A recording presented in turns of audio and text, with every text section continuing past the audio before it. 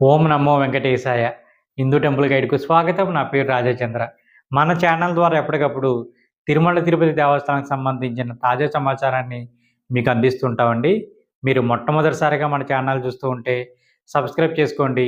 ఇంతకు ముందే మీరు సబ్స్క్రైబ్ చేసుకుని ఉంటే తప్పకుండా లైక్ చేసి ప్రోత్సహించండి. టీటీడీకి సంబంధించిన తాజా అప్డేట్స్ ఏంటన్నది నేను ఈ వీడియోలో వివరించే ప్రయత్నం చేస్తానండి. మనకు 30వ తేదీన నవంబర్ నెలకు సంబంధించిన సేవా టికెట్స్ అనగా శ్రీవారి సేవ, పరకామణి సేవ, నవనీత సేవ, సీనియర్ సంబంధించిన సూపర్వైజర్ సేవ ఇవి రిలీజ్ చేయడం జరిగిందండి. వీటిలో చిన్న మిస్టేక్ ఒకటి ఉంది. అదేంటంటే ఎవరైతే పరకామణి సేవకు సంబంధించి బుక్ చేసుకున్నారో వాళ్లకు సేమ్ డే రిపోర్ట్ చేయమనేసి వాళ్ళ ప్రింటింగ్లో పడింది. అది తప్పండి. ఒకరోజు ముందుగా మీరు వెళ్ళి రిపోర్ట్ చేయవలసి ఉంటుంది. పరకామణి సేవ వాళ్ళు ఈ విషయాన్ని గుర్తుపెట్టుకోండి.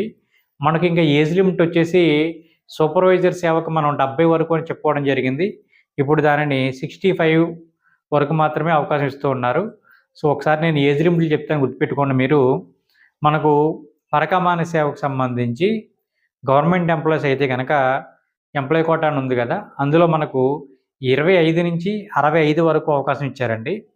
పరకామణి సేవలో మిగిలిన వాళ్ళందరికీ అంటే గవర్నమెంట్ ఎంప్లాయీస్ కాకుండా మిగిలిన వాళ్ళందరూ జస్ట్ 10th క్లాస్ పాస్ అయితే చాలు అందరికీ అవకాశం ఇస్తున్నారని చెప్పుకున్నాం కదా, వాళ్ళకి ఏంటంటే 25 నుంచి 60 వరకు అవకాశం ఇచ్చారండి.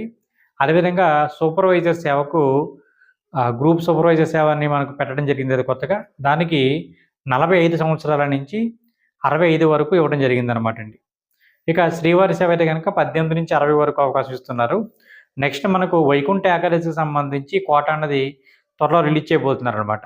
సో ఈ వైకుంఠ ఏకాదశికి ఎవరైతే బుక్ చేసుకుందామని ప్రయత్నిస్తున్నారో వాళ్ళు గుర్తుపెట్టుకోండి, మీ టీంలో 50 సంవత్సరాలు పైబడిన వాళ్ళకి అవకాశం ఉండదండి. 50 సంవత్సరాల లోపు వాళ్ళనే తీసుకుంటారు.